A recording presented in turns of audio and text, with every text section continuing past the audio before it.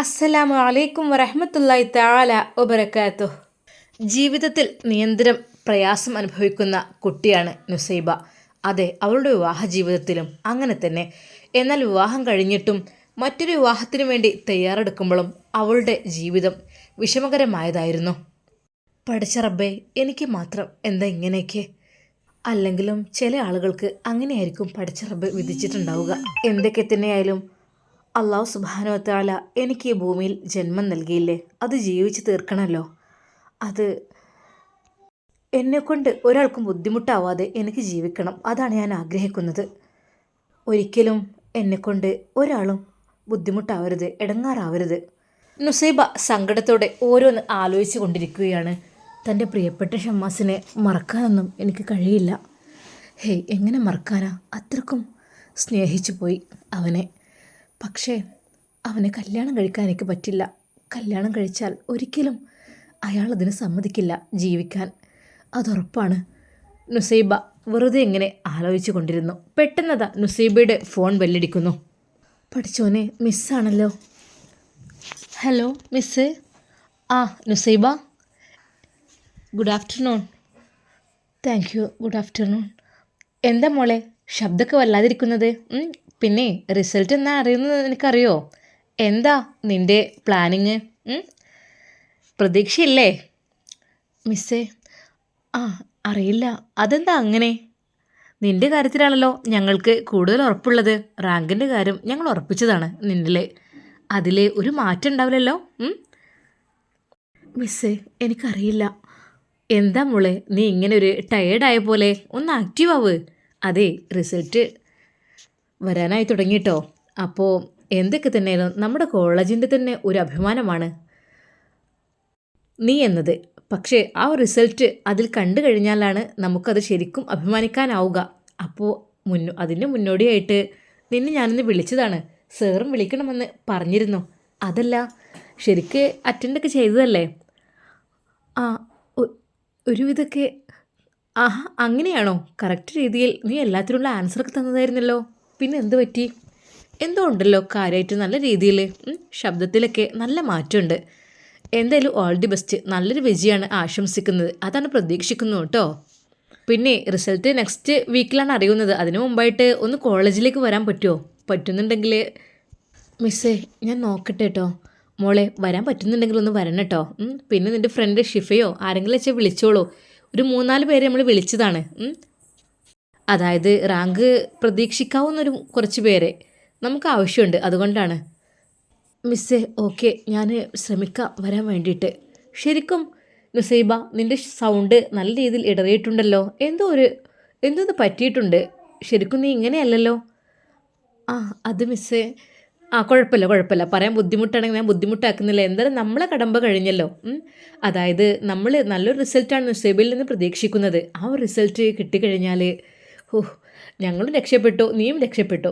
കാരണം നമ്മുടെ സ്ഥാപനത്തിൻ്റെ ഒരു വളർച്ചയെ കൂടിയാണ് ഇത് ബാധിക്കുന്നതേ. അതായത് റാങ്കുള്ള കുട്ടികളൊക്കെ കിട്ടിക്കഴിഞ്ഞാലാണ് നമുക്ക് കൂടുതൽ അഡ്മിഷൻ വീണ്ടും കിട്ടുക. അതിനു വേണ്ടിയിട്ടാണ് ഞാൻ നിന്നെ വിളിച്ചതും.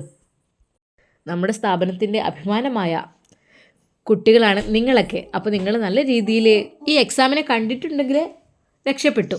ഓക്കെ, എന്തായാലും താങ്ക് യു കേട്ടോ. എന്നാലേ പറ്റുന്നുണ്ടെങ്കിൽ ഒന്ന് വരണേ. ഓക്കെ മിസ്സേ, എന്നാൽ ശരി.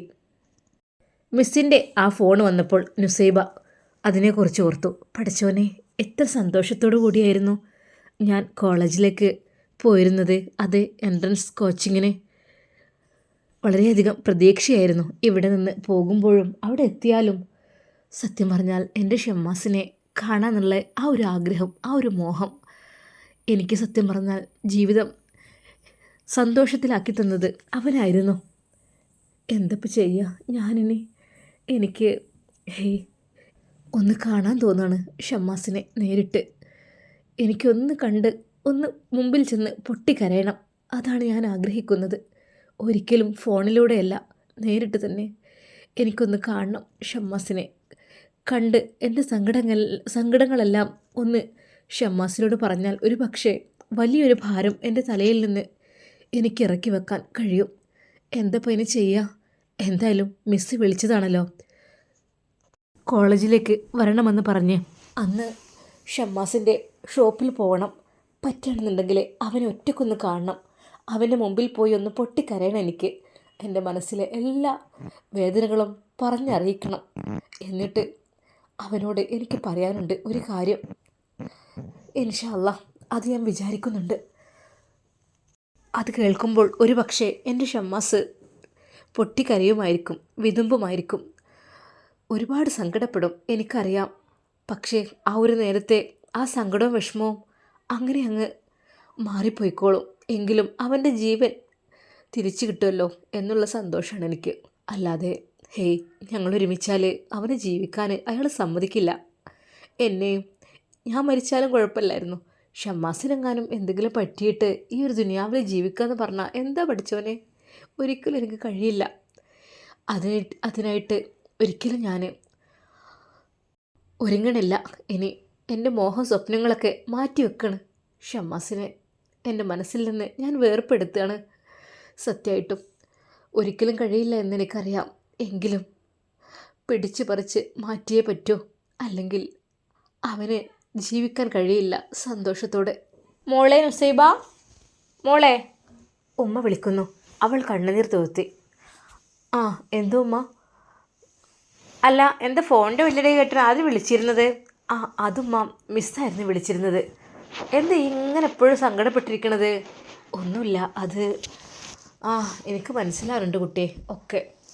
ഒക്കെ പഠിച്ചാൽ വിധിച്ച പോലെ വരും. അല്ല ഇനിയിപ്പോൾ എന്താ ഞാൻ ചെയ്യുക? മിസ് എന്തിനാ മോളെ വിളിച്ചത്? ഉമ്മ, മിസ് വിളിച്ചത് കോളേജിലേക്ക് ചെല്ലാൻ പറഞ്ഞിട്ട് ഒരു 3-4 പേരെ വിളിച്ചതാണ്. ഷിഫ ഉണ്ട് ചോദിച്ചു നോക്ക്, അവളെയും കൂട്ടി പോയാൽ മതി കേട്ടോ. ഷിഫ ഉണ്ടോ അറിയില്ലമ്മ, കാരണം നീ വിളിച്ച് നോക്ക്, അല്ലാതെ ഇപ്പം എങ്ങനെ ഒറ്റയ്ക്ക് പോവുക? അവളുണ്ടെങ്കിൽ പോയിക്കോ. എന്തോ കാര്യത്തിന് വേണ്ടിയിട്ടായിരിക്കും, അത് അറിയില്ല. എന്തായാലും ഷിഫയെ വിളിക്കട്ടെ.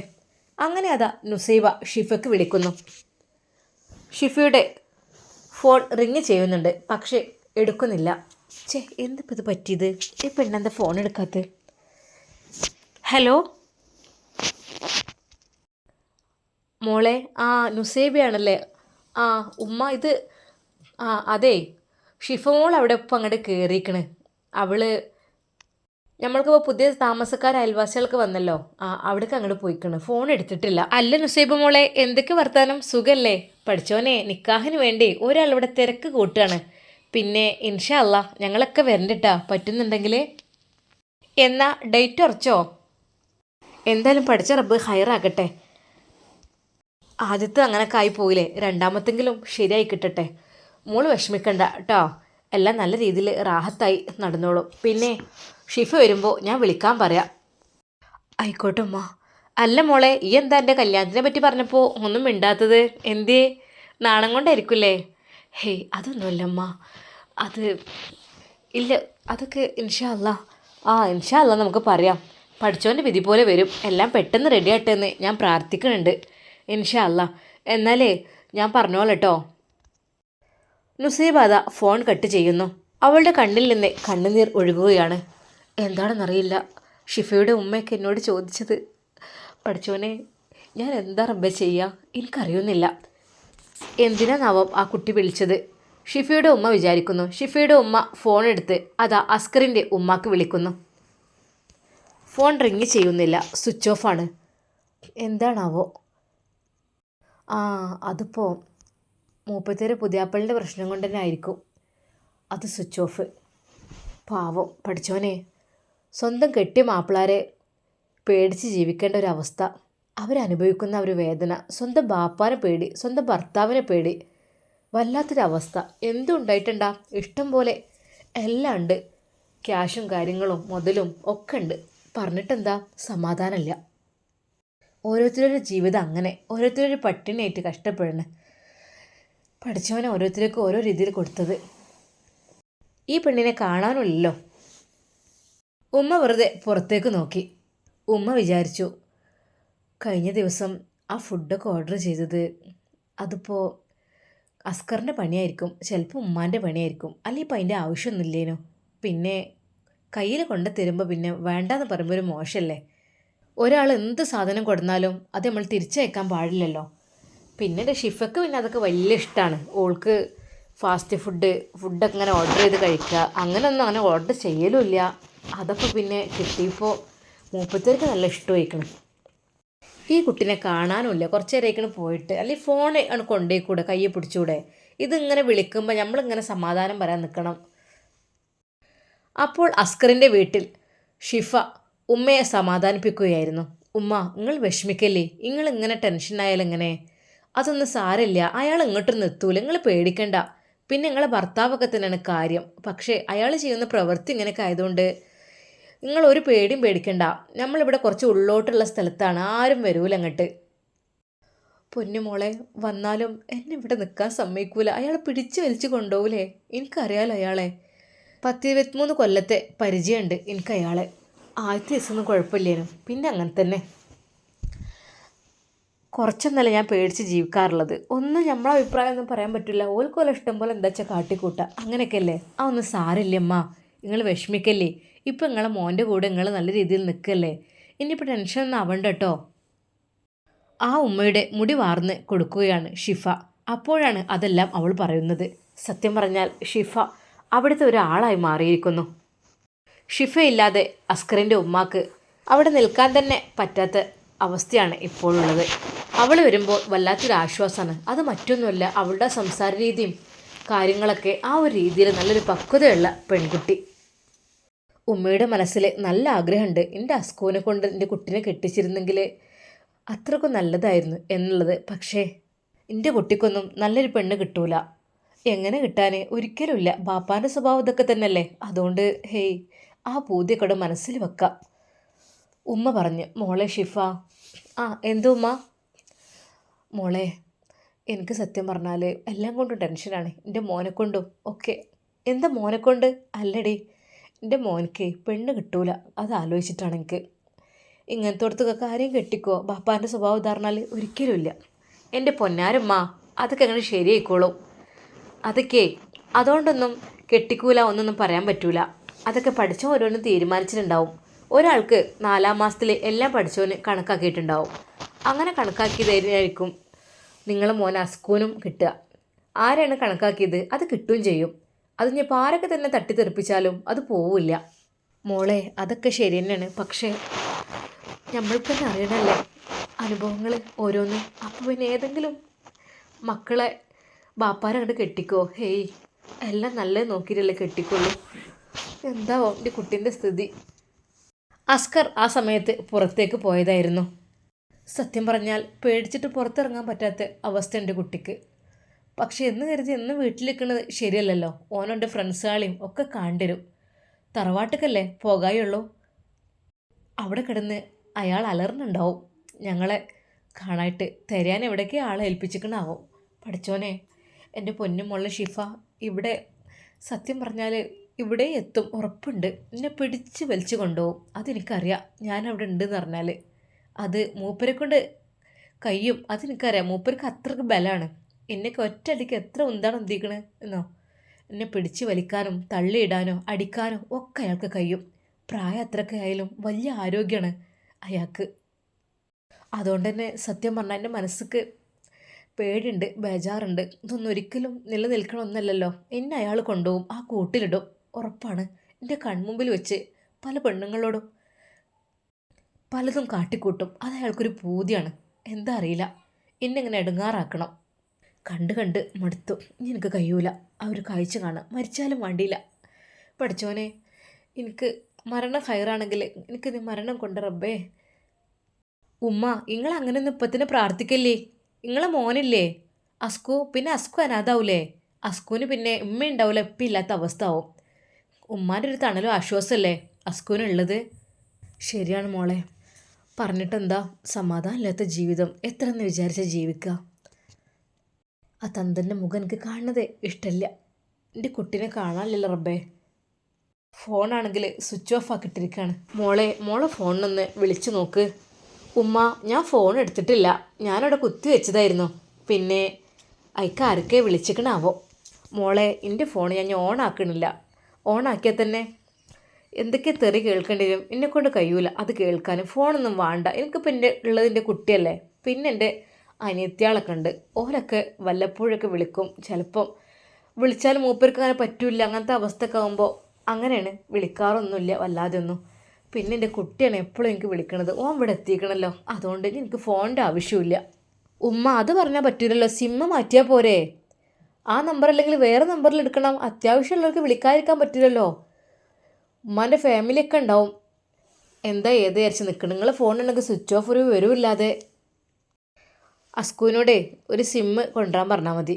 എന്നാൽ പിന്നെ നിങ്ങൾക്ക് ധൈര്യമായിട്ട് ഇരിക്കാമല്ലോ. പിന്നെ എന്തെങ്കിലുമൊക്കെ അത്യാവശ്യത്തിന് അങ്ങോട്ട് കൊണ്ട് വിളിക്കാതെ ഫോണില്ലാതൊന്നും സംഭവം നടക്കൂല. അസ്കർ പുറത്ത് ഫ്രണ്ട്സിൻ്റെ കൂടെയാണ്. അതിൽ പലരും പറഞ്ഞു, എടാ അസ്കറെ, എന്താ ഈ കല്യാണക്കാരൊക്കെ കഴിഞ്ഞ പ്രാവശ്യം ഈ ഒരു പെണ്ണിനെ കാണാൻ പോയിന്നോ, അങ്ങനെയാണെന്നോ ഇങ്ങനെയാണെന്നൊക്കെ പറഞ്ഞു കേട്ടിരുന്നു, അതെന്തായി? എടാ അത് ഇപ്പോൾ തൽക്കാലം അത് ഞാൻ പിന്നെ ആലോചിക്കാമെന്ന് വിചാരിച്ചു. എന്തിനാടാ, വേഗം സെറ്റാക്കിക്കൂടെ? അതിൽ ഒരാൾ പറഞ്ഞു, അതേ ഓനിപ്പോൾ സെറ്റാക്കാനൊന്നും പറ്റൂല, ഓൻ്റെ ബാപ്പ ഇപ്പം ഇറങ്ങിയിട്ടുള്ളൂ. ഓനക്ക് എവിടുന്ന് പെണ്ണ് കിട്ടണേ? ഹേയ്, അങ്ങനത്തെ ഒരു പുതിയ ഓനഞ്ഞ് കരുതണ്ട. കുറേ സ്വത്തും മധുരം ഉണ്ടായിട്ടുണ്ടാ. മാനമര്യാദക്ക് നടക്കാത്ത ബാപ്പാരും ഉണ്ടെങ്കിലേ കുടുങ്ങി മക്കള്. അത് കേട്ടപ്പോൾ അസ്കറിന് വല്ലാതെ അങ്ങ് സങ്കടമായി. അവൻ്റെ കണ്ണുകൾ നിറഞ്ഞു. അവൻ കൂട്ടുകാരറിയാതെ അവൻ്റെ കണ്ണുനീർ തുളച്ചു. പക്ഷേ അവൻ്റെ മറ്റു ഫ്രണ്ട്സ് അത് കാണുന്നുണ്ടായിരുന്നു. എന്തിനാടാ അവനെ ഇങ്ങനെ ബുദ്ധിമുട്ടാക്കണത്, ഇടങ്ങാറാക്കണത്? എടാ ഈ വിഷയാക്കണ്ടാവുന്നു, നമ്മളില്ലേ എൻ്റെ കൂടെ എല്ലാത്തിനും, എന്താവശ്യത്തിനും നമ്മളുണ്ട്. എൻ്റെ ബാപ്പാക്ക് അങ്ങനത്തെ സ്വഭാവം എന്ന് വിചാരിച്ചിട്ട് ഈ ഒരിക്കലും വിഷമിക്കണ്ട. എനിക്ക് എന്ത് കാര്യത്തിനും കട്ട സപ്പോർട്ടായിട്ട് നമ്മളുണ്ടല്ലോ, പിന്നെന്താ? അതിൽ അസ്കറിൻ്റെ ഏറ്റവും അടുത്ത ഫ്രണ്ടായ ഹാഷിം പറഞ്ഞു, എടാ അസ്കറെ, അങ്ങനെയൊക്കെ പല പ്രശ്നങ്ങളും നമ്മുടെ ജീവിതത്തിലേക്ക് ഉണ്ടാവും എന്ന് കരുതിയിട്ട് നമ്മൾ ആണുങ്ങളാണ് തളരാൻ പാടില്ല, പിടിച്ചു നിൽക്കണം. നീ പറഞ്ഞല്ലോ നിൻ്റെ ഉമ്മ നിൻ്റെ കൂടെയാണ് താമസിക്കുന്നത്, തറവാട്ടിൽ നിന്ന് പോകുന്നെന്ന് പറഞ്ഞല്ലോ. അപ്പോൾ നമ്മൾ പിടിച്ചു നിൽക്കണം. നമ്മളെ ഉമ്മക്കും ഒക്കെ തണലായി താങ്ങായി നിൽക്കണം. നമ്മൾ ആണുങ്ങളാണ്, നമ്മൾക്ക് എന്തൊരു കുറവ്? ഒരു കുറവുമില്ല. നിനക്കെന്താ പൈസയില്ലേ, പണിയില്ലേ, കരുത്തില്ലേ, ആണല്ലേ, പിന്നെ എന്തിനാണ് നീ ഭയക്കുന്നത്? ഒന്നും ഭയക്കണ്ട. ബാപ്പാർ അങ്ങനെ പല സ്വഭാവമുള്ളവരെ ബാപ്പാരും ഉണ്ടാവാറുണ്ട്. പക്ഷേ അത് കരുതിയിട്ട് നമ്മൾ തളരാൻ പാടില്ല. എൻ്റെ ഉമ്മാക്ക് താങ്ങായും തണലായും എല്ലാത്തിനുമായിട്ട് ഈ നിൽക്കണം. പിന്നെ പെണ്ണ് കിട്ടൂലെന്നൊക്കെ മറ്റൊരു പറഞ്ഞല്ലോ, ആ കാര്യം ഈ വിട്. അതിനെക്കുറിച്ചും ചിന്തിക്കേ വേണ്ട. അന്നെപ്പോലുള്ള ഒരു ചെക്കൻ ചോദിച്ചാൽ ഏത് പെണ്ണാടാ ഇറങ്ങി വരാത്തത്? എനിക്കെന്താ മൊഞ്ചില്ലേ? ഞങ്ങളെക്കാളൊക്കെ ഏറെ മൊഞ്ചും എന്താ പറയുക, ആരോഗ്യവും സമ്പത്തും ഒക്കെ നിനക്ക് തന്നെയാണ്. നീ ഒന്ന് വിളിച്ചാൽ ഏത് പെണ്ണ ഇറങ്ങി പോരാത്തത്? ഒരിക്കലും ഉണ്ടാവില്ല. നീ നിന്നൊന്ന് കണ്ണാടി നോക്കിയിട്ടുണ്ടോ? എന്താ നിന്നെ കാണാൻ ഒരു ഭംഗി? എടാ അതുണ്ടായിട്ടൊന്നും കാര്യമില്ല, ഒരു ഭാഗ്യം വേണം. എന്ത് ഭാഗ്യം?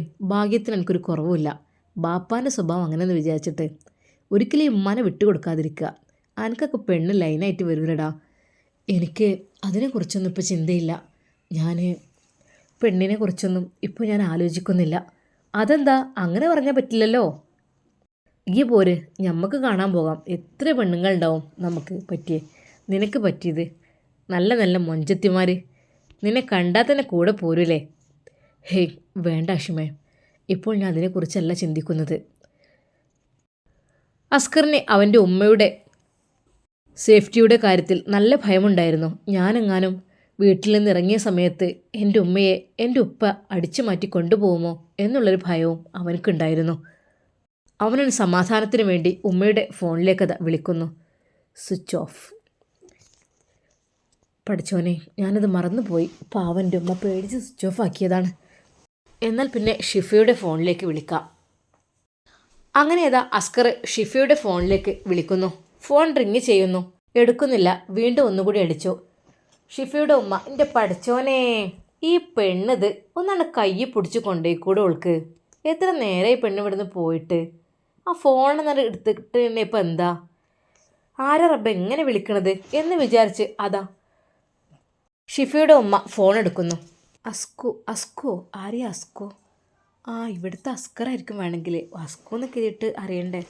ഹലോ, അത് ഉമ്മയുടെ ഫോണ് സ്വിച്ച് ഓഫാണ്. അപ്പോൾ ഉമ്മാനോട് സംസാരിക്കാൻ വേണ്ടിയിട്ടായിരുന്നു. ഇത് ഷിഫ അല്ലല്ലോ കുട്ടിയെ, ഇത് ഷിഫൻ്റെ ഉമ്മയാണ്. അവൾ ഫോണ് വെച്ചിട്ടേ ഫോൺ ഇവിടെ മറന്ന് വെച്ചിട്ട് കുത്തി വെച്ചിട്ട് അങ്ങോട്ട് കുട്ടീൻ്റെ വീട്ടിലേക്ക് പോയിക്കണേ. ആണോ? എന്നാൽ സോറി കേട്ടോ, ക്ഷമിക്കണം. ഞാൻ ഉമ്മയോടൊന്ന് സംസാരിക്കാൻ വേണ്ടിയിട്ട് അതാണ്. ആ സാരല്ലേ കുട്ടിയെ, ഞാൻ പോയി പറഞ്ഞോണ്ട് എന്തെങ്കിലും പറയാണ്ടോ? ഇല്ല, ഒന്നും പറയാനൊന്നുമില്ല. ഞാൻ ഉമ്മയുടെ സ്ഥിതി എന്താ നോക്കാൻ വേണ്ടിയിട്ടേ അതിന് വേണ്ടിയിട്ടാണ്. മറ്റേത് ഉമ്മക്ക് വിളിച്ചപ്പോൾ സ്വിച്ച് ഓഫ് ആയിരുന്നു, അപ്പോൾ പിന്നെ അതുകൊണ്ടാണ് വിളിച്ചത്. അപ്പോൾ അവൾ അവിടെ അടുത്തുണ്ടെങ്കിൽ ഫോൺ ഉണ്ടാവുമല്ലോ എന്ന് വിചാരിച്ചു. അതുകൊണ്ടാണ് കേട്ടോ, ക്ഷമിക്കണം. എന്തിനാ മോനെ, നമ്മൾ അങ്ങനെ തന്നെയല്ലേ ഒരാൾക്ക് ഉപകാരം ചെയ്യാന്ന് പറഞ്ഞാൽ.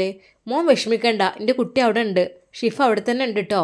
ഈ പേടിക്കൊന്നും വേണ്ട ഉമ്മാൻ്റെ കാര്യത്തിൽ. ഓളുണ്ടല്ലോ, ഓൾക്കറിയാം എങ്ങനെ നോക്കേണ്ടതെന്നൊക്കെ. ഒരു വിഷമം മോൻ കരുതണ്ട. ഷിഫ വീട്ടിലുണ്ട് എന്നറിഞ്ഞപ്പോൾ അതാ അസ്കറിന് വല്ലാത്ത ആശ്വാസമാണ് ആയത്. എന്നാൽ ഈ സമയം ഷമ്മാസിൻ്റെ വീട്ടിൽ ഉമ്മയോടൊത്ത് അവൻ തമാശ പറഞ്ഞിരിക്കുകയാണ്. എന്താണെന്നറിയില്ല, ഈടെയായിട്ട് ഷമ്മാസിന് ഉമ്മയോട് കൂടുതൽ സ്നേഹമാണ് ഉമ്മക്ക് ഷമ്മാസിനോടും. അതൊന്നും കണ്ടിട്ട് ഫസീലക്ക് സഹിക്കൊന്നുമില്ല. ഇവർ ദിവസം തോറും ഇത് സ്നേഹം കൂടിക്കൂടി വരികയാണല്ലോ. എന്താന്നാവോ ഇത്, മറ്റുള്ളവർ ഇതൊക്കെ കണ്ടിവിടെ ഇടങ്ങാറാകുകയാണ്. വല്ലാത്തൊരു ശല്യം. ഷാമോനെ, ഉമ്മ വിളിക്കുന്നു. തള്ളൻ്റെ വിളി കണ്ടില്ലേ, ഷാമോനെ. ഏത് സമയത്തും അങ്ങനെ വിളിക്കുള്ളൂ. ബാക്കിയുള്ള ഇവിടെ എത്രയോ മക്കളുണ്ട്, ഓലൊക്കെ മോനെ കൂട്ടിയിട്ട് വിളിക്കുന്നുണ്ടോ? ഓലെ ഫൈസലേ നവാസെ അങ്ങനെ വിളിക്കുള്ളൂ. ഇതൊരു ഷാമോനെ. കിള്ളക്കുട്ടി ആയതുകൊണ്ട് കൊഞ്ചിക്കായിരിക്കും. വല്ലാത്തൊരു മോനായിപ്പോയി. ഇനിയിപ്പോൾ കല്യാണമൊക്കെ ഉണ്ടെന്നാണ് പറഞ്ഞിട്ടത്. ഈ പെണ്ണിനെ കെട്ടിക്കൊടുന്നാൽ പറയേണ്ടി വരില്ല, തലയിൽ വെക്കായിരിക്കും. ആ പെണ്ണിനെ തലയിൽ വെച്ചാൽ പേരരിക്കും, നിലത്ത് വെച്ചാൽ ഉറുമ്പരിക്കും എന്ന് പറഞ്ഞ പോലെ ഒക്കെ തെറ്റി നടന്നോട്ടെ. തള്ളിയും മോനും കൂടി അങ്ങനെ തന്നെ ആയിരിക്കും. മറ്റുള്ളവർക്ക് ഇവിടെ ഒരു വിലയില്ല. മടുത്തിക്കണ്. പിന്നെ ഇവിടുന്ന് വിട്ട് പോയ പെട്ടെന്ന് വിചാരിച്ചിട്ടാണ്. വിസൻ്റെ കാലാവധി കഴിഞ്ഞിട്ടിക്കണ്. ഇനിയിപ്പോൾ നീട്ടിയിട്ടൊക്കെ വേണം അതൊക്കെ പറഞ്ഞത്. പിന്നെ ഇവിടെ അങ്ങനെ നിന്നാൽ എന്താ, 3-4 നേരം ഇഷ്ടംപോലെ ഫുഡ് കിട്ടും. അതന്നെ, ഗൾഫിൽ പോയാൽ വെച്ചുണ്ടാക്കി തിന്നണം. പുതിയാപ്പിൾക്കും മക്കൾക്കും വെച്ചുണ്ടാക്കി കൊടുക്കണം. എനിക്കാണെങ്കിൽ അത് ഇഷ്ടം തന്നെ ഇല്ല. ഇവിടെ ആകുമ്പോൾ പിന്നെ അങ്ങനൊരു സുഖമാണ്. മൂപ്പരിഞ്ഞ് പോകണമെങ്കിൽ പോയിക്കോട്ടെ, വേണേ ഇവിടെ കുറച്ചും കൂടെ നിൽക്കുക, ഇനി കുറച്ച് കഴിഞ്ഞിട്ട് പോകാനൊന്നും പൂതിയൊന്നുമില്ല. ഫസീലയുടെ മനസ്സിൽ അതായിരുന്നു. അതെ, ഷമ്മാസ് കല്യാണം കഴിച്ച് കൊണ്ടുവരുന്ന പെണ്ണ്, ആ പെണ്ണിനെ ഒന്ന് പഠിപ്പിക്കണം. അവളെ വെറുതെ വിടാൻ പാടില്ല. ഒരു സുഖം ഓൾക്ക് കൊടുക്കരുത്. എന്തെങ്കിലുമൊക്കെ കുത്തി പറഞ്ഞ് ഉണ്ടാക്കണം. ഷമ്മാസ് അങ്ങനെ അങ്ങോട്ട് സുഖിക്കണ്ട. നോക്കാലോ, കല്യാണത്തിൻ്റെയും ഇതൊക്കെ വലിയ കൂട്ടും കാര്യങ്ങളും എന്താണ്, ഓലെ ചിരിയും കളിയും വർത്താനും ഒക്കെ എനിക്ക് സത്യം പറഞ്ഞാൽ ഇഷ്ടം തന്നെ ഇല്ല. ഉമ്മയും ഷമ്മാസും അവിടെ സംസാരിക്കുകയാണ്. ഉമ്മ പറഞ്ഞ്, മോനെ നമുക്ക് മഹർ എടുക്കണ്ടേ? ഇനിയിപ്പോൾ എവിടുന്ന് ഇപ്പോൾ എടുക്കുക, എത്ര പവ എടുക്കണം?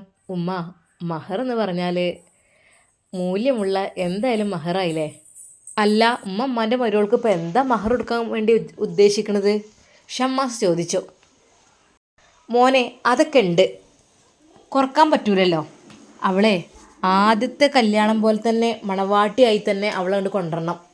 അതാണ് ഞാൻ ആഗ്രഹിക്കുന്നത്. ഒരു കുറവും എൻ്റെ കുട്ടിക്ക് വരാൻ പാടില്ല. ഉമ്മ, ഇൻഷാ അല്ലാ ഷോപ്പിൻ്റെ ആ ഒരു ഉദ്ഘാടനം കൂടി കഴിഞ്ഞാൽ നമുക്ക് പെട്ടെന്ന് കാര്യങ്ങളൊക്കെ സെറ്റാക്കി നിങ്ങൾ ഇഷ്ടപ്പെട്ട മരുമകളെ ഞാൻ ഇങ്ങോട്ട് കൂട്ടിക്കൊണ്ടുവന്ന് എൻ്റെ പ്രിയപ്പെട്ട ഉമ്മച്ചിക്കുട്ടിയെ ഞാൻ ഏൽപ്പിക്കും. പോരെ? ആവുമോ? മോനെ, എനിക്ക് സന്തോഷമാവും. പക്ഷെ അങ്ങനെയല്ല, എനിക്ക് സന്തോഷമാണെന്നുണ്ടെങ്കിലേ ആ പെണ്ണിനെ ഞാൻ കൈ പിടിച്ച് കൊണ്ടുവന്ന് അന്നെ ഏൽപ്പിക്കും. അങ്ങനെ ആകുമ്പോഴാണ് എനിക്ക് സന്തോഷം വരുള്ളൂ. അല്ലാതെ എന്നെ ഏൽപ്പിച്ചിട്ടിപ്പോൾ എന്താ? എൻ്റെ കുട്ടിനെ ഏൽപ്പിക്കും. എൻ്റെ കുട്ടി അവളെ നല്ല രീതിയിൽ സംരക്ഷിക്കണം. സംരക്ഷണം മാത്രം പോരാട്ടോ. ഉമ്മ ചിരിച്ചുകൊണ്ട് പറഞ്ഞു. ഉമ്മ, ഈ ഉമ്മയുടെ ഒരു തമാശ. അതേ മോനെ, എൻ്റെ കുട്ടി ഒന്നും അനുഭവിച്ചിട്ടില്ല. അതായത് ഒരു സ്നേഹവും സുഖവും ഒന്നും അനുഭവിച്ചിട്ടില്ല. വളരെയധികം വിഷമത്തിലും പ്രയാസത്തിലായിരുന്നു ഓള്. അതൊക്കെ എൻ്റെ കുട്ടി തിരിച്ചു കൊടുക്കണം. ഫൈസലിൻ്റെ അടുത്ത് നിന്ന് കിട്ടാത്ത സ്നേഹവും അവൻ്റെ അടുത്ത് നിന്ന് കിട്ടാത്ത സമാധാനം നിറഞ്ഞ വാക്കും തലോടലും ഒക്കെ എൻ്റെ അടുത്ത് നിന്ന് കിട്ടണം. അത് ഇരട്ടിയിലധികം കിട്ടണം. ആ ഒരു ഖേദം ഓൾക്കാണ് മനസ്സിൽ നിന്നാണ് പോകണം എൻ്റെ നുസൈബാക്ക്. അങ്ങനെ എൻ്റെ കുട്ടിൻ്റെ പ്രിയപ്പെട്ട പെണ്ണായിട്ട് അവൾ ജീവിക്കണം. മരിക്കോളം നിങ്ങൾ നല്ല രീതിയിൽ റാഹത്തോടു കൂടി ജീവിക്കണം. അത് കണ്ട് ഉമ്മാക്ക് മരിക്കണം. അതാണ് ഞാൻ ആഗ്രഹിക്കുന്നത്. ഉമ്മ, എൻ്റെ പൊന്നുമ്മ, നിങ്ങൾ മരിക്കുന്നതിനെ കുറിച്ചൊന്നും പറയില്ലേ ഉമ്മ. എനിക്ക് ഉമ്മല്ലാതെ പിന്നെന്താ? മോനെ, അങ്ങനെയല്ല, എന്നാലും എനിക്കങ്ങനെ ആകുമ്പോൾ സമാധാനത്തോടു കൂടി കണ്ണടക്കാലോ. സത്യം പറഞ്ഞാൽ അവളെക്കുറിച്ച് ആലോചിക്കുമ്പോഴും എനിക്ക് സങ്കടമാണ്, എന്നെക്കുറിച്ച് ആലോചിക്കുമ്പോഴും സങ്കടമാണ്. അപ്പോൾ പഠിച്ച റബ്ബിന് തീരുമാനം കൊണ്ട് നിങ്ങൾ രണ്ടുപേരും ഒരേ മനസ്സായി മാറിയല്ലോ, രണ്ടു പേർക്കും ഒരേ മനസ്സ്. അപ്പോൾ എത്രയും പെട്ടെന്ന് ഒക്കെ റെഡിയായിട്ട് എനിക്ക് റാഹത്തോടു കൂടി നിങ്ങൾ ജീവിക്കണം കാണണം മോനെ. എല്ലാവരുടെയും മുമ്പിലും ജീവിച്ച് കാണിച്ചു കൊടുക്കണം. നിങ്ങൾ എല്ലാവർക്കും ഒരു മാതൃകയായ ദമ്പതികളാണ്. അതാണ് ഈ ഉമ്മ ആഗ്രഹിക്കുന്നത്. കുറേ ഉണ്ടല്ലോ നമ്മൾ വീട്ടിലായിട്ടും പുറത്തായിട്ടൊക്കെ പ്രശ്നങ്ങളും കലഹങ്ങളും ഒക്കെ ആയിട്ടൊക്കെ ഉണ്ട്. പക്ഷേ എൻ്റെ കുട്ടീൻ്റെ ജീവിതത്തിൽ അങ്ങനെയൊന്നുമില്ലാതെ നല്ല ഹയറായൊരു ദാമ്പത്യ ജീവിതം ജീവിച്ച് കാണിച്ചു കൊടുക്കണം മോനെ. എന്നിട്ട് ദാ ഐഷുമാൻ്റെ മോനെ ഷമ്മാസും പെണ്ണുങ്ങളും പോണ് കണ്ടില്ലേ? ആണോ? അത് ഷമ്മാസും പെണ്ണുങ്ങളാണ്, നമ്മൾ ഐഷുമാൻ്റെ മരുവളാണേ മോനും തന്നെ. എന്താലേ അവർ നല്ല ഒരു ജോഡികൾ, നല്ല റാഹത്താണല്ലേ ഓലെ ജീവിതം തന്നെ. അങ്ങനെ ആൾക്കാർ കണ്ടു പറയണം. അതാണ് ഈ ഉമ്മ ആഗ്രഹിക്കുന്നത്. എൻ്റെ ഉമ്മക്ക് കുറച്ചൊന്നുമല്ല സ്വപ്നങ്ങളുള്ളത്, ഒരുപാട് സ്വപ്നങ്ങൾ എൻ്റെ ഉമ്മ വാരി കൂട്ടി വെച്ചിട്ടുണ്ടല്ലേ. അതൊക്കെ സാധിപ്പിക്കണം, ഞാൻ സാധിപ്പിച്ച് തരണമല്ലേ? അതേ മോനെ, എൻ്റെ കുട്ടി അതൊക്കെ സാധിപ്പിച്ച് തരണം. നുസേബിയെ കൈ പിടിച്ച് നിൻ്റെ റൂമിലേക്ക് കൊണ്ടുപോയി അവൾക്ക് എല്ലാ രീതിയിലുള്ള സമാധാനവും നീ കൊടുക്കണം. ഒരിക്കലും അവൾ ഇനി ഒറ്റപ്പെടാൻ പാടില്ല. എന്നും നിൻ്റെ കൂടെ തന്നെ അവൾ ജീവിക്കണം. അതാണ് ഈ ഉമ്മ ആഗ്രഹിക്കുന്നത്. അതിൽ എൻ്റെ ഷമ്മാസിൻ്റെയും എൻ്റെ നുസൈബ കുട്ടിയുടെയും സുന്ദര മലരുകൾ വിരിയണം. അങ്ങനെ ഐഷുമ്മാക്ക് ഇനിയും കുറേ പേരക്കുട്ടികളെ ഇവിടെ ഉണ്ടാകണം. അതൊക്കെയാണ് ഉമ്മാൻ്റെ ആഗ്രഹടാ. അങ്ങനെ ചെറിയ ചെറിയ ആഗ്രഹങ്ങളേ ഉള്ളൂ എൻ്റെ ഉമ്മാക്ക് ഇതൊക്കെ ചെറിയ ചെറിയ ആഗ്രഹമാണല്ലേ. അല്ലാതെ പിന്നെന്താ മോനെ, കുട്ടികളുണ്ടാകാന്നൊക്കെ പറഞ്ഞാലേ അതൊന്നും അത്ര വലിയൊരിതൊന്നല്ല, എല്ലാവർക്കും ഉണ്ടാവും. പക്ഷേ നമ്മളതിനു വേണ്ടി ഒരുങ്ങണം, നിക്കാഹ് കഴിച്ച് കല്യാണം കഴിച്ച് ഉഷാറാവണം. അങ്ങനെ ആകുമ്പോൾ ഒക്കെ റെഡിയാവും അല്ലേ? ഉമ്മ പറഞ്ഞത് ശരി തന്നെയാണ്. എന്നാലും ഉമ്മാക്ക് ഒരുപാട് ആഗ്രഹം, ചെറിയ ആഗ്രഹമൊന്നും അല്ലല്ലേ, കുറച്ച് വലുതാണ് മോനെ. ഇതൊക്കെ ചെറിയ ആഗ്രഹങ്ങളാണ്. ഇതൊക്കെയാണ് സാധിപ്പിച്ച് കിട്ടിയാൽ സമാധാനത്തോടു കൂടി ഉപ്പാൻ്റെ അടുത്തേക്കാണ് പോകണം എനിക്ക്. അതിനാണ് മോനെ ഉപ്പാൻ്റെ ഖബറിനടുത്ത് ഒരു ഖബർ കൂടി കിളച്ച് വെച്ചത് നീ കണ്ടിട്ടില്ലേ മോനെ? ഉപ്പ മരിക്കുന്നതിന് മുമ്പ് തന്നെ 2 ഖബർ അവിടെ കളിച്ചിട്ടിരുന്നു. അതൊന്ന് ഉമ്മാക്കും ഒന്ന് ഉപ്പാക്കുമാണ്. പക്ഷേ പ്രഷറും പ്രമേയവും കൊളസ്ട്രോളൊക്കെ ഉള്ള ഞാൻ അല്ല ഫസ്റ്റ് പോയത്, എൻ്റെ ഉപ്പയാണ്. എൻ്റെ ഉപ്പ ഇന്ന് 6 അടി മണ്ണിൻ്റെ അടിയിൽ കിടക്കുകയാണ്. ഉമ്മാക്കുള്ള റൂമതാ തൊട്ടടുത്തായിട്ട് തന്നെ ഉപ്പാൻ്റെ അടുത്ത് ഒരുക്കിയതിൻ്റെ കുട്ടി കണ്ടിട്ടുണ്ടോ ഉമ്മ? അതേ മോനെ, അതെനിക്കുള്ളതാണ്. ആ ഖബർ എനിക്കുള്ളതാണ്, എനിക്ക് വേണ്ടി കളച്ചിട്ടാണത്. നമ്മൾ 2 ഖബർ അവിടെ ഏൽപ്പിച്ചതേനു. പക്ഷെ ഉപ്പ പെട്ടെന്ന് തന്നെ പോയി. എനിക്ക് വേണ്ടി ആ ഖബർ കാത്തിരിക്കുന്നു. എൻ്റെ കുട്ടിയുടെ കല്യാണം, എൻ്റെ കുട്ടിയുടെ എല്ലാ സന്തോഷങ്ങളും കണ്ടിട്ട് ഈ ഉമ്മക്ക് കണ്ണടച്ചാൽ മതി എന്നാണ് എൻ്റെ ആഗ്രഹം. അതിനു മുമ്പ് പഠിച്ചവനെ എന്നെ കൊണ്ടുപോവല്ലേ ഉമ്മ. ഞാൻ ഒരു കാര്യം ചോദിക്കട്ടെ? അപ്പോൾ നമ്മുടെ കുടുംബത്തിൽ നിന്ന് ആരെങ്കിലുമൊക്കെ ആദ്യം മരിച്ചു പോകുന്നവർക്കല്ലേ ആ ഒരു ഖബർ, ഉപ്പയുടെ അടുക്കലുള്ള ഖബർ? മോനെ അങ്ങനെയൊന്നും പറയല്ലേ, അങ്ങനെയാണ് എല്ലാവരും ചെയ്യാറുള്ളത്. എങ്കിലും പക്ഷേ എനിക്കിഷ്ടം ഞാൻ തന്നെ ഉപ്പാൻ്റെ അടുത്തേക്ക് ആദ്യം എത്തണം എന്നാണ് ഉമ്മ. ചിലപ്പോൾ അങ്ങനെ ആയിരിക്കില്ല. ചിലപ്പോൾ ഉപ്പാൻ്റെ അടുക്കിലേക്ക് ആദ്യം പോകുന്നത് ഈ ഷമ്മാസായിരിക്കും, ഉമ്മാൻ്റെ ചെറിയ മോനായിരിക്കും. അതെ, എൻ്റെ പ്രിയപ്പെട്ട ഉപ്പാൻ്റെ കുഞ്ഞു മോനായിരിക്കും. മോനെ ഈ എന്താടീ പറയുന്നത്? മിണ്ടല്ലേ, അങ്ങനെയൊന്നും പറയല്ലേ ഉമ്മ. ഒരിക്കൽ ഞാൻ മരണത്തിൽ നിന്ന് രക്ഷപ്പെട്ടതാണ്. പഠിച്ച റബ്ബെനിക്ക് കുറച്ചുകൂടി ആയുസ് നൽകിയത് കൊണ്ട് അതിൽ നിന്ന് ഞാൻ രക്ഷപ്പെട്ടു. ഇനി എന്താണ് ഏതാണ് എന്നൊന്നും എനിക്ക് പറയാൻ പറ്റില്ല. ഒരു പക്ഷേ ഉപ്പയുടെ അടുക്കലേക്ക് ആ ഖബറിലേക്ക് ആദ്യം ചെല്ലുന്നത് ഞാനായിരിക്കും. അപ്പം എൻ്റെ ഉമ്മ എനിക്ക് വേണ്ടി ദുആ ചെയ്യണം. പഠിച്ച റബ്ബേ, എൻ്റെ കുട്ടിക്ക് ഒരുപാട് ആഗ്രഹങ്ങളുണ്ടായിരുന്നു, അഭിലാഷങ്ങളുണ്ടായിരുന്നു. അതൊക്കെ സാധിക്കാതെയാണ് എൻ്റെ കുട്ടി പോയത്. പഠിച്ച റബ്ബേ, എൻ്റെ കുട്ടിക്ക് ഈ ദുനിയാവിലല്ലെങ്കിൽ നാളെ ആഖിറത്തിൽ വെച്ചെങ്കിലും എൻ്റെ കുട്ടി ആഗ്രഹിച്ചത് അവനക്ക് നീ കൊടുക്കണം റബ്ബേ എന്ന് പറഞ്ഞ് എൻ്റെ ഉമ്മ ദുആ ചെയ്യണം എനിക്ക്. അത് കേട്ട് ഉമ്മ കരഞ്ഞു പോയി. മോനെ നീ എന്താടാ പറയുന്നത്? എന്താഗ്രഹമാണ് എനിക്ക് നടക്കൂല തോന്നുന്നുണ്ടോ? അതൊക്കെ അറിയില്ലമ്മ. ദുനിയാവിൽ നടക്കാത്തത് ആഖിറത്തിൽ നടന്നാലും മതി. ഒരു പക്ഷേ എനിക്ക് പെട്ടെന്ന് പോകേണ്ടി വരും.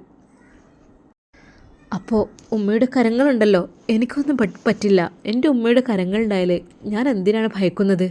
ഒരിക്കലും ഉമ്മയുടെ കൈകളുണ്ടാകുമ്പോൾ തളർത്താൻ ആവില്ല. പടച്ച റബ്ബെല്ലാം കേൾക്കും. ഉമ്മ, ഈ ഷാമോൻക്ക് വേണ്ടി ദുആ ചെയ്യണേ.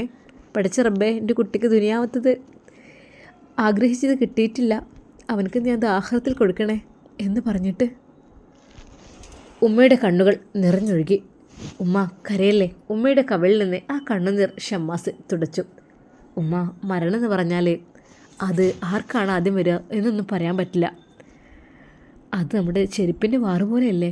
ഒരു പക്ഷേ ഞാനായിരിക്കും എന്നാണ് പറഞ്ഞത്. കാരണം ഉമ്മ, എനിക്ക് ഒരുപാട് ശത്രുക്കളുണ്ടെന്ന് തോന്നുന്നു. എനിക്ക് സത്യമായിട്ടും. മോനെ, എൻ്റെ കുട്ടിക്ക് ആരാ ശത്രുക്കൾ ഇനിയും? എനിക്കിങ്ങനെ മനസ്സിൽ തോന്നാണ്. എന്നെ എന്തെങ്കിലുമൊക്കെ സാരല്ല, അതിനെക്കുറിച്ച് വിചാരിക്കണില്ല, ചിന്തിക്കണില്ല. പഠിച്ച റബ്ബുണ്ടല്ലോ. ഉമ്മാൻ്റെ കുട്ടിക്ക് 4-ാം മാസത്തിൽ എന്താണ് കണക്കാക്കിയത് അതുപോലെ വരും. എന്തൊക്കെയായാലും എൻ്റെ ഉമ്മ പ്രാർത്ഥിക്കണം കേട്ടോ. എനിക്ക് എൻ്റെ പൊന്നു മോനെ. ഷമ്മാസിനെ കെട്ടിപ്പിടിച്ചുകൊണ്ട് ഉമ്മ കരയുന്നു. ഇല്ലടാ, ഞാൻ സമ്മതിക്കില്ല. എൻ്റെ കുട്ടിയെ ഞാൻ വിട്ടുകൊടുക്കില്ല. ഹേയ് എൻ്റെ കുട്ടി മോനെ. ആ ഉമ്മയുടെ നെഞ്ചിൽ തല ചായച്ചുകൊണ്ട് ഷമ്മാസും തേങ്ങിക്കരഞ്ഞു. ഇൻഷാ അല്ലാ ഇതിൻ്റെ ബാക്കി ഭാഗം നാളെ കാണാം. എല്ലാവർക്കും അസ്സലാമു അലൈക്കും വറഹ്മത്തുള്ളാഹി.